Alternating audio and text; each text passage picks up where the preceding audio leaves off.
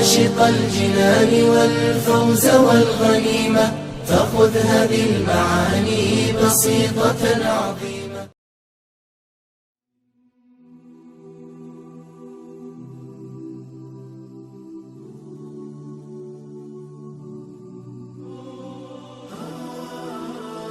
Allah Subhanahu wa taala berfirman, "Wa qadha rabbuka alla ta'budu illa iyyah wa bil walidaini ihsana imma yablughanna 'indakal kibara ahaduhuma aw kilahuma fala taqul lahumā uffin wa la tanharhumā wa qul lahumā qawlan karīmā wakhfid lahumā janāha adh-dhulli minar rahmah wa qur rabbirhamhumā kamā rabbayānī shaghīrā." Di sini Allah Subhanahu wa taala berfirman, Tuhanmu telah memerintahkan agar kamu jangan menyembah selain Dia dan hendaklah berbuat baik kepada ibu bapak. Jika salah satu seorang di antara keduanya atau kedua-duanya sampai berusia lanjut atau masa jompo dalam pemeliharaanmu, maka sekali-kali janganlah engkau mengatakan kepada keduanya perkataan "ah", dan janganlah engkau membentak keduanya, dan ucapkanlah kepada keduanya perkataan yang baik, dan rendahkanlah dirimu terhadap keduanya dengan penuh kasih sayang, dan ucapkanlah kepada mereka berdua, "Wahai Tuhanku, sayangilah keduanya karena mereka berdua telah mendidik aku pada waktu kecil." Kalau kita perhatikan di sini, Allah Subhanahu wa taala menggandengkan perbuatan tauhid, yaitu menyembah kepada Allah Subhanahu wa taala, dengan berbakti kepada orang tua. Maka dari sini kita tahu bahwasanya berbakti kepada kedua orang tua itu adalah perbuatan yang sangat agung, sehingga Allah Subhanahu wa taala menggandengkan tauhid ya dengan berbakti kepada orang tua. Jikalau salah satu atau kedua-duanya mengalami masa jompo, maka janganlah kamu membentak keduanya. Di sini kita ketahui bahwasannya tatkala orang tua sudah mengalami masa jompo, maka kitalah yang lebih dahulu menarik orang tua kita untuk kita ayomi. Jangan kita bawa ke panti jompo. Ini dosa besar.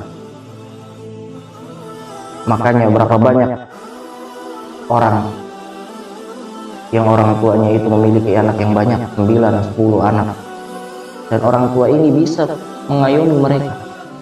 Namun tatkala mereka sudah besar dan orang tua ini sudah mengalami masa jompo, tidak ada satupun di antara mereka yang bisa mengayomi satu orang tua. Padahal tatkala dulu orang tuanya ini yang mengayomi mereka semua. Dan janganlah kamu berkata "ah" kepada orang tua, karena perkataan "ah" ini adalah perkataan yang paling rendah, dan ini termasuk dosa besar. Perkataan "ah" saja sudah mendapatkan kita dosa besar, apalagi membentaknya, apalagi memukulnya. Dan hendaklah kita merendahkan diri kita kepada orang tua. Jangan sombong di hadapan orang tua. Kita itu semua sayang sama orang tua. Jangan sombong di hadapan mereka. Banyak orang yang seperti itu. Kita beranggapan orang tua itu, ibu tuh tidak tahu apa-apa, saya ini udah S1, S2. Jangan. Tunggu, ini dosa besar. Akan tetapi berkatalah yang baik kepada mereka. Oleh karenanya para ulama salaf tatkala mereka itu memberikan pelajaran, ada dikisahkan seorang yang bernama Haywah bin Syarih.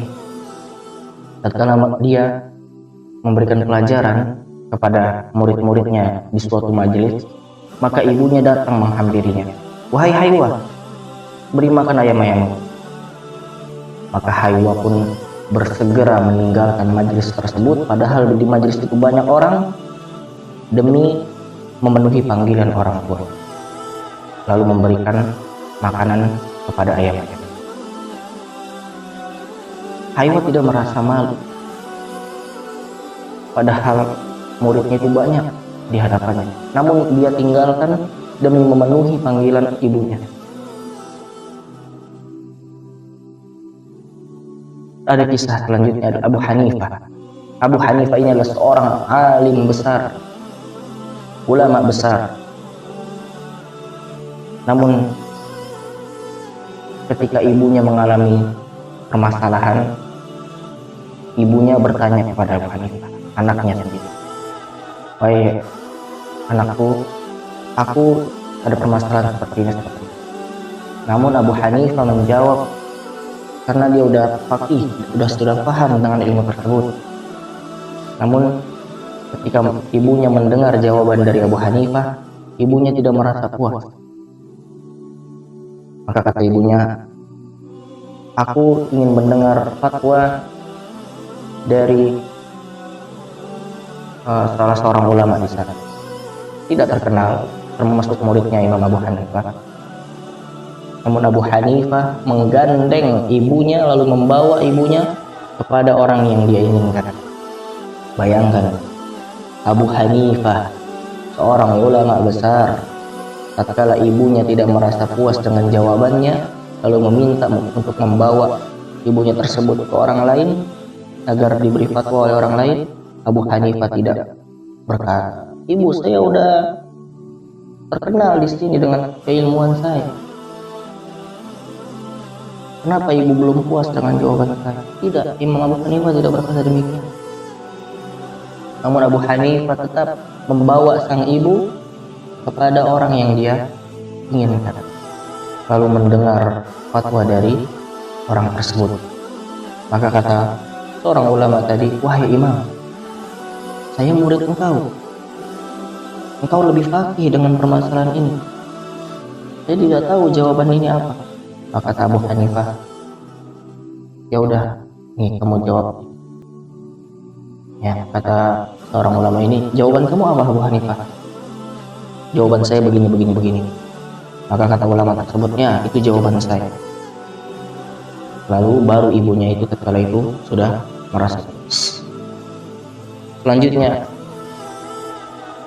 Imam Muhammad bin Al-Munkadir, dia melihat saudaranya Umar sedang melaksanakan sholat malam, dan Muhammad bin Al-Munkadir ini sedang memijat kaki ibunya.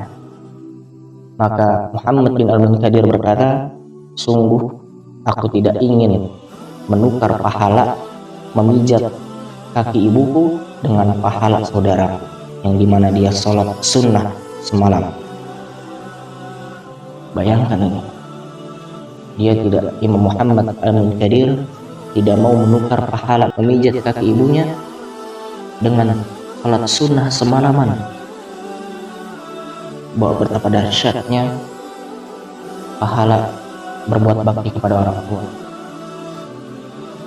Ada lagi kisah yang disebutkan bahwasanya Iyas bin Muawiyah, dia ini seorang ulama besar.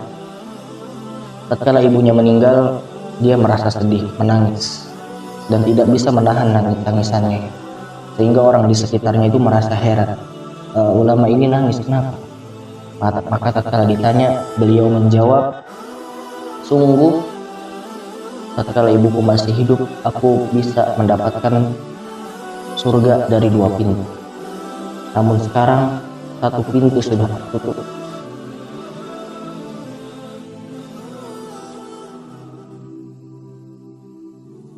Semoga Allah Subhanahu wa taala selalu memberikan kita istiqomah untuk berbuat bakti kepada orang tua, walaupun mereka masih berkanak-kanak, minta ditemani oleh kita. Kalau udah tidak bisa bergerak, mereka di tempatnya. Sungguh ini perbuatan yang sangat besar pahalanya.